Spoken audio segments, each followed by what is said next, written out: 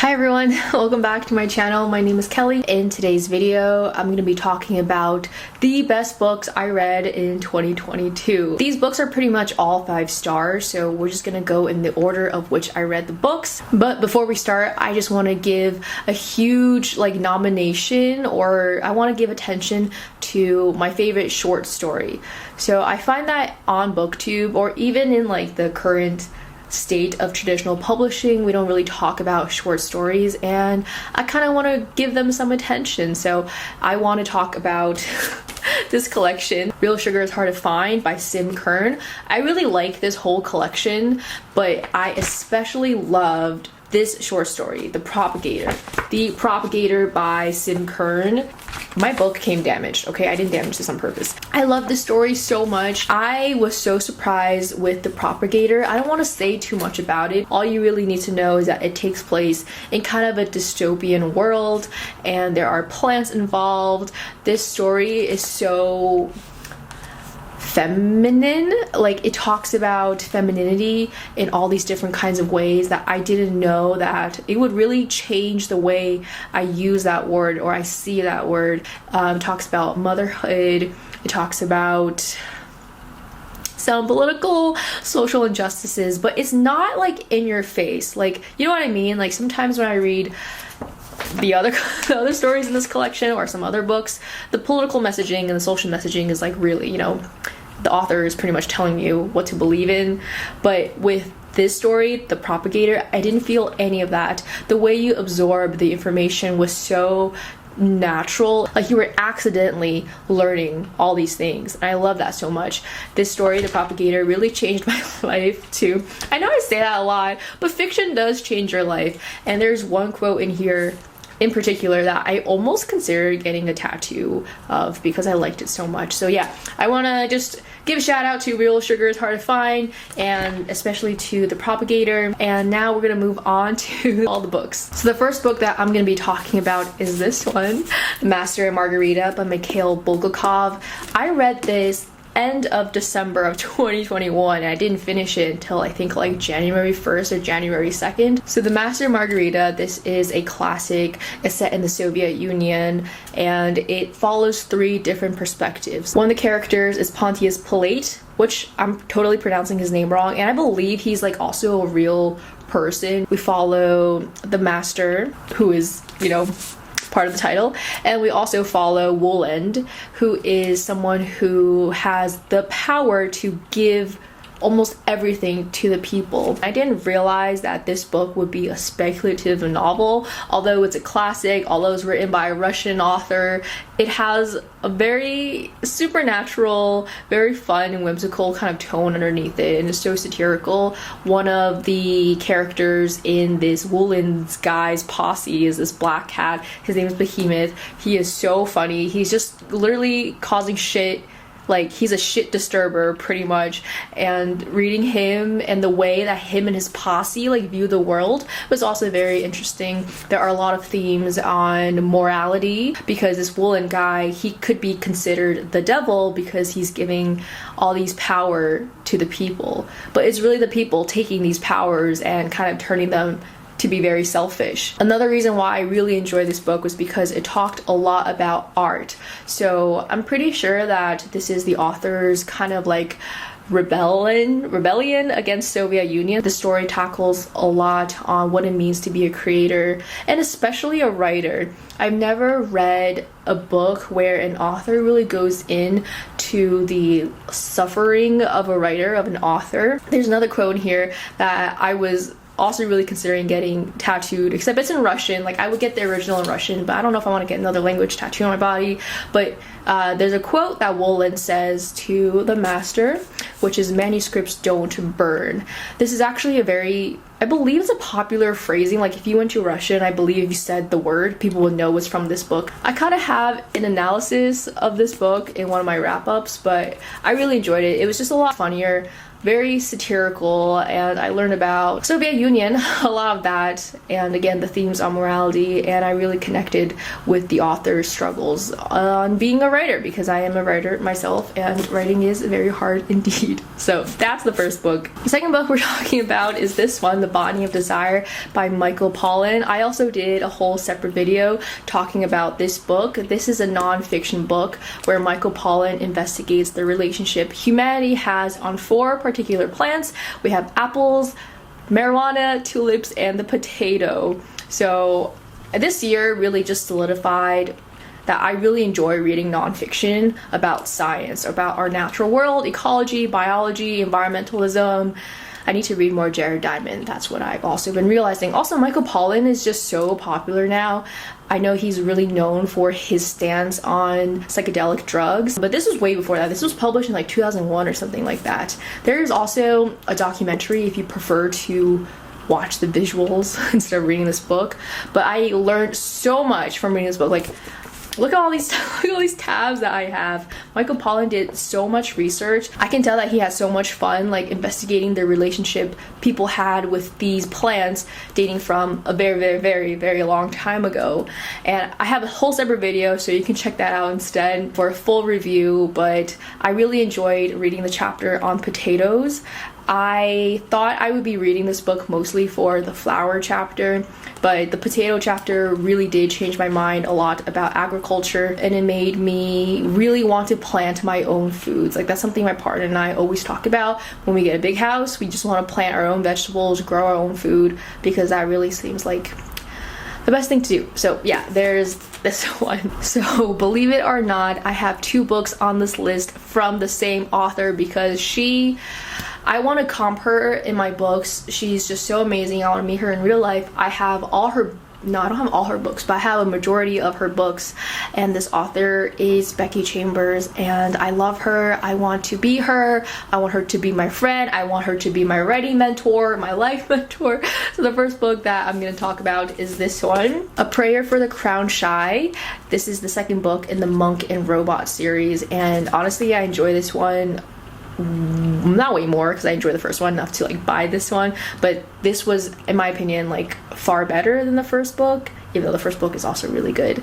I cried reading this book, so I'll show you guys that clip later on, maybe not now. So this is just a continuation of the first book, and the first book follows a teen monk who is struggling with their place in the world. This story takes place on a made-up planet, I think it's a moon actually, where robots have previously rebelled against humanity. Humanity also collapsed, and they have relearned to work with the environment and to live with the environment instead of going against it, kind of like what we're doing right now, right? While the teen monk is facing a lot of these internal struggles, they end up finding a robot, and this is the second book to that series.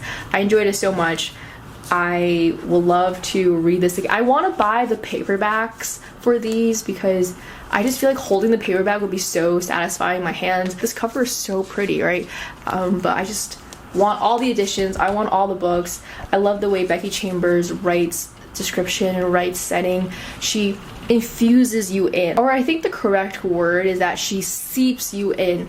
You're in this amazing planet. Everything is just so pure. Like this robot is so pure, and the world is almost pure too because of the way it reworked itself to live harmoniously with its planet. Everything about this book was just so nice, and it was so heartwarming. I wanted to hug both the monk and the robot. Definitely check out the first book. It's great. It's amazing. And they're short. They're novellas, so it's pretty short. I don't know why I'm being so emotional right now, but I just cried. I'm reading this page 104. Wait, I don't know. It's not even like that sad.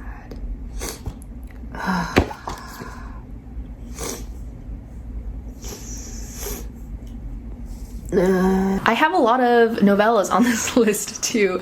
The next book that I will be talking about, I don't know which number we're on. This is the other Becky Chambers book. This one is called To Be Taught If Fortunate. I loved this book. This book is my favorite book of the year. I adored it. It tore my heart out. After reading this, I remembered why I loved sci-fi. I remembered why I love writing. I remembered why I love space and science fiction. So this book follows 4 astronauts who are going to explore different planets, and this whole thing has been like kick-started by the entire planet. What's really cool about this world too is that there is this new technology. I think they're called it's like bioengineering, almost like you can reshape your body to adapt to different living conditions. And I believe the main character goes to 5 different planets to scour out the next best planet to live on. There's so much humanity in this book as we follow our characters, because the more they're in space, the longer and more distant their connection to Earth has been, because many years, like many years, have passed or are passing while our astronauts, our characters, are going through this journey. It's just so human-centered in outer space, and I also cried reading this book. I'll put a clip in here. Becky Chambers keeps making me cry. I guess this is a good thing you want as an author. Oh my god, I look crazy. Oh, it was so sad. It was good, but it was sad. Okay, I need to calm myself down. I highly recommend reading this book. Out of all the books on this list, like, I just read this one. It is soft sci-fi, and it comes from like a very humanitarian approach to space travel and what it means to kind of pursue your passion and explore what's best for humanity. But humanity might not, whoa, my camera died. I was saying, but humanity might not always have your back, especially since so much time has passed. So definitely read it. It tore my heart out. I was crying. Okay, I'm gonna stop blabbering about this book. Just go read it. All right, next one is also a novella. This one is called The Word for World is Forest by Ursula K. Le Guin.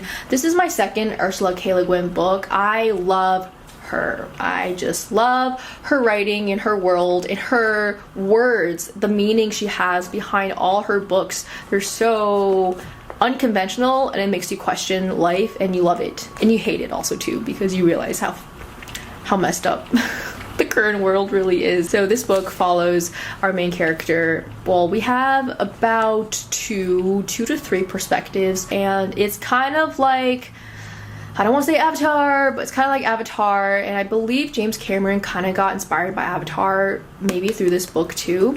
So this book is about, what is this book about? This book is about humans invading and taking control over a planet. Now, the people living on this planet, they are kind of like Ewoks from Star Wars, and apparently George Lucas also completely stole or really took liberty with that idea from this book. Anyway, the inhabitants of this planet are called Athsheans.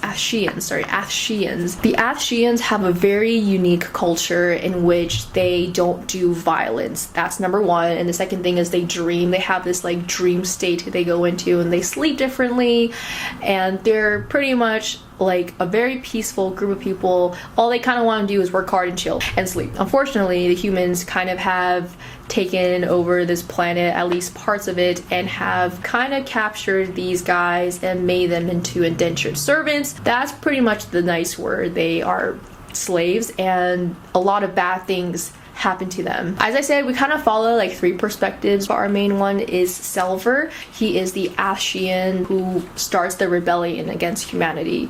And reading this was I actually was really upset when I read this, because you kind of know what's going to happen just by me telling you this premise. It's very hard-hitting. After I read this, I was like, what was the point of reading this? I felt like I was just so upset, because what does it mean to fight back, to get your culture back, but part of your culture is being peaceful, and you don't really know what violence is. Like, they didn't really see what violence is until it was put upon them. The humans did this to the Athsheans, and now the Athsheans their lives have changed forever, their culture has changed forever. But although it was really sad, I really did enjoy reading this. There was a lot of interesting way that one of the characters, who is an anthropologist, goes about seeking relations between humans and these people, and the way Ursula K. Le Guin describes the setting. Oh, the setting of this book is so beautiful. The word for world is forest. Get it? Get it? It's good though. It's good. This book was very inspirational to my own writing as well. We're at the last book. You guys might know this from watching my most recent reading vlog. This book is Babel. Babel. Look how beautiful this book is, and I love that it's silver. After reading this book, I really enjoy that it's silver. I have a whole reading vlog where I cry, where this heart got ripped out. My heart's been ripped out from all these books, honestly, but this one really hit home for me. You guys might know, you probably know what Babel is about. This is a fantasy, like historical fantasy book about our main character Robin, who is taken away from his home in China, and he is becoming a student in translation, or his whole life he's been prepared to become a student at Oxford studying translation. Translation is actually a core part of Britain's economy, and it relates to their magic system. It relates to what it's called silver working. This book is so insightful on what it means to be a BIPOC person living in this time and in this academic setting where it's a lot of privilege, right? How the characters face that, but most importantly, it ties to the bigger issue of colonialism and all the fun stuff that comes with that discourse. So I don't really want to go too much into it. I have a whole separate video about it, but I really enjoy this one. This is definitely a dark academia. Like, if you love dark academia, this really is it. It hits everything. It hits class, it hits studying, language, and a component of dark academia, which I don't know if is spoiler to you guys who don't really know dark academia, like tropes that much, so I won't say anything, but it's very dark academia. What are some of the best books you guys read in 2022? I would love to know. So thank you so much for watching, and I will see you in my next video. Bye.